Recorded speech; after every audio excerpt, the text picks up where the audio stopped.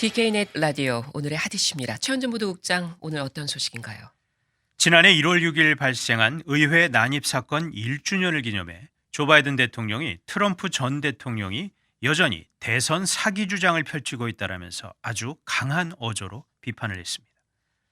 이어서 보건당국이 현재로서 코로나 백신 접종 완료 기준에 변화를 줄 계획이 없다 이렇게 밝힌 소식도 함께 전하겠습니다. 네, 첫 소식입니다. 어제는 지난해 의회 난입 사건이 발생한 지 1년이 되는 날이었죠. 조 바이든 대통령이 이와 관련해 대국민 담화를 발표했어요. 그렇습니다. 바이든 대통령은 이날 오전 카말라 해리스 부통령과 함께 연방의회 의사당을 찾아 대국민 담화를 발표했습니다. 담화에서 바이든 대통령은 도널드 트럼프 전 대통령을 아주 강한 어조로 비난했고 이 담화는 백악관 유튜브 채널을 통해 중계가 됐습니다. 네, 이 바이든 대통령이 특히 트럼프 전 대통령과 관련해서 어떤 부분을 비판했습니까? 트럼프 전 대통령이 민주주의를 위협했다라고 비난했습니다. 트럼프 전 대통령은 단지 대선에서 패한 대통령만이 아니라 역사상 처음으로 평화로운 정권 이양을 막으려고 시도한 인물이다라고 했습니다. 바이든 대통령은 또 트럼프 전 대통령이 2020년 대선을 사기라고 부르는 거짓을 퍼뜨렸다라면서 이는 원칙보다 권력을 더 가치 있게 여기고 국가의 이익보단 자기 자신의 이익을 더 중요하게 여겼기 때문이다라고 또 비판을 했습니다. 네.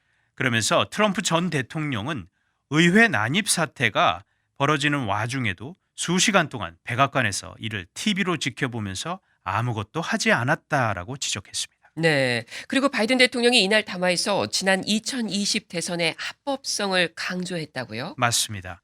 바이든 대통령은 이날 연설에서 상당 부분을 지난 2020년 대선이 합법적으로 이뤄졌음을 알리는데 할애했습니다.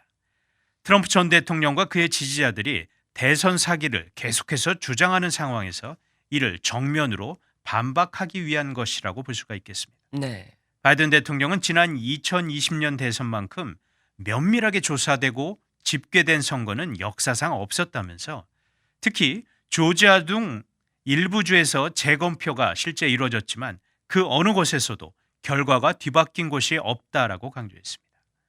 이어 트럼프 전 대통령은 700만 표 이상 차이로 패배한 사람이라면서 개표 결과가 정확하지 않다는 증거는 전혀 없다라고 강하게 주장을 했습니다. 네, 바이든 대통령이 민주주의의 회복에 대한 메시지도 밝혔다고요. 바이든 대통령은 앞으로 미국이 정치적 폭력을 표준으로 삼는 나라가 될 것인지 또는 당파적 인사들이 국민의 합법적 의사를 뒤집는 나라가 될 것인지를 반문을 하면서 자신은 그런 나라가 되도록 내버려둘 수 없다라고 말을 했습니다. 이어 자신은 이 나라를 지킬 것이라며 그 누구도 민주주의에 칼을 들이대지 못하도록 할 것이다라고 아주 강하게 말을 했습니다. 네, 이날 바이든 대통령의 연설에 하루 앞서서 이 메릭 갈랜드 법무부 장관이 난입에 연루된 사람들에게 지속해서 책임을 물을 것이다 이렇게 강조를 했다고요? 그렇습니다. 갈랜드 장관이 의회 난입 1주년에 하루 앞서 지난 5일 발표한 성명을 통해 이같이 밝혔습니다. 갈랜드 장관은 법무부가 사건 당시 직접 의회에 난입한 사람들은 물론이고 직접 들어가지 않은 사람에 대해서도 기소할 수 있다는 것을 암시했습니다. 그러면서 의회 난입 사건에 연루된 모든 사람, 그러니까 범행 정도나 현장에 있었는지에 관계없이 민주주의에 대한 공격에 형사적 책임이 있는 사람들에 대해선 사실관계에 따라 처벌할 것이다라고 밝혔습니다. 갈랜드 장관의 이날 성명은 민주당 의회 의원들이 법무부의 조치가 이 사건에 대해서 충분하지 않다라는 지적이 나오는 상황에서 성명을 발표한 것입니다. 네, 이 민주당 의원들은 이 사건을 처리하는 법무부에 대해서 비판적인 입장을 보여오지 않았나요? 그렇습니다. 법무부가 의회에 난입한 사람들만 대상으로 조사를 진행할 뿐이지 실제 그 배후 세력, 다시 말해 사람들이 의회에 난입하도록 부추기거나 계획한 사람들에 대해선 아무런 조처를 하지 않고 있다라는 지적을 해오고 있습니다. 네, 이 배후 세력이라고 하면 어느 단체 혹은 인물을 거론하는 건가요?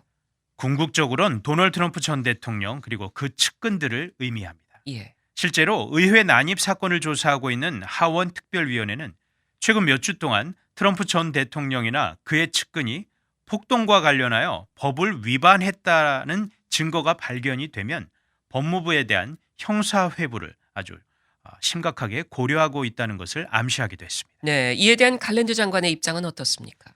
갈랜드 장관은 수사에는 순서가 있다라는 점을 강조했습니다. 명료한 사건부터 해결하는 게 우선이고 이를 통해서 나중에 더 복잡한 문제들에 대한 증거 기반을 마련할 수 있다라는 설명입니다. 네. 즉 현재 이루어지고 있는 직접 연루자들에 대한 수사가 우선되어야지 지금 의원들이 주장하는 배후 세력에 대한 차후 수사도 가능할 것이라는 입장입니다. 이 배후 세력에 대한 수사를 강조하는 의원들이 이날 갈랜드 장관의 성명에 대해서 어떤 입장을 보였나요? 대체로 갈랜드 장관이 취하는 법무부의 조치가 만족스럽지 못하다는 입장입니다. 특별위원회 소속 민주당 애덤 쉬프 의원은 이날 발표한 성명에서 갈랜드 장관의 발표에서 드러나지 않은 것은 과연 법무부가 1월 6일 의회 난입과 그 이후 선거 결과를 뒤집기 위해 법을 위반한 사람들에게도 책임을 물을 것인지에 대한 여부다라고 지적했습니다. 쉬프 의원은 그러면서 의회 난입 사건은 하나의 독립적인 이 사건이 아닌 대선 결과를 뒤집으려 한 다각적 전략의 일부임이 확실하다라고 주장하면서 조금 더 강한 조처를 촉구했습니다. 예, 의회에 난입한 일반인 외에 이 트럼프 전 대통령 측근 가운데 법무부에서 법적 조치를 취한 사례가 있나요? 있습니다. 바로 스티브 배넌 전 백악관 수석 전략가에 대한 법적 조치입니다. 법무부는 지난해 11월 의회 증언을 요구하는 소환장을 무시한 배넌 전 수석 전략가에 대해서 의회 모독 혐의 등으로 기소한 바가 있었습니다. 네. 자, 이 의회 난입 사건에 대한 조사와 관련해서 이 연방수사국 FBI의 수사에서 좀 알아봤으면 좋겠는데 당시 파이프 폭탄을 설치한 용의자가 있었잖아요. 그 네. 수사가 1년이 지났는데 계속되고 있다고요. 맞습니다. 의사 난입 사건 발생 당시 의사당 인근 이 민주당 전국위원회와 공화당 전국위원회 본물 외벽 등에 파이프 폭탄이 설치된 것이 발견이 됐었습니다. 이 용의자가 그런데 아직도 잡히지가 않아서 FBI가 수사를 계속 이어가고 있는 중입니다. 네. 당시 후드티와 장갑을 착용하고 폭탄을 설치하는 이 용의자의 모습이 CCTV에 찍혀서 금방 검거될 것 같다 이렇게 보였지만 이 용의자의 신원이 아직도 확인이 되지 않고 있습니다. 네. 이외에도 FBI가 의회 난입 사건에 참여한 용의자들 가운데 신원을 확인하지 못한 사람도 아직 꽤 많다고요. 그렇습니다. 영상을 통해 의회 난입 사건에 참여한 것이 확인이 됐지만 신원이 확인되지 않았거나 체포되지 않은 사람들이 250명 가량 됩니다. 네, 잘 들었습니다. 다음 소식입니다. 이 코로나 관련 소식인데요. 미 보건당국이 현재까지의 코로나 백신 접종 완료 기준에 변화를 주지 않겠다 이런 입장을 밝혔네요. 네, 로셸 월런스키 CDC 질병통제예방센터 국장이 지난 5일 브리핑을 통해 백신 완전 접종 기준에 부스터샷을 포함하는 것으로 변경할 계획이 없다라고 밝혔습니다. 네, 현재 완전 접종의 개념은 어떻게 정의되어 있습니까? 파이저와 모더나 백신은 2회, 그리고 존슨앤존슨 얀생 백신은 1회 접종했을 때 백신 접종을 완료한 것으로 정의되어 있습니다. 네, 자, 이 백신 접종 완료에 대한 기준이 중요한 이유가 뭘까요? 현재 바이든 행정부가 펼치고 있는 백신 접종 의무화 정책과 연관이 있기 때문입니다. 예. 바이든 행정부는 연방 정부뿐 아니라 근로자 100인 이상의 사업장에 대해서도 백신 접종을 완료할 것을 의무화하고 있는데 접종 완료의 기준이 바뀌게 된다면 사람들이 의무적으로 추가 접종, 이 부스터샷을 맞아야만 합니다.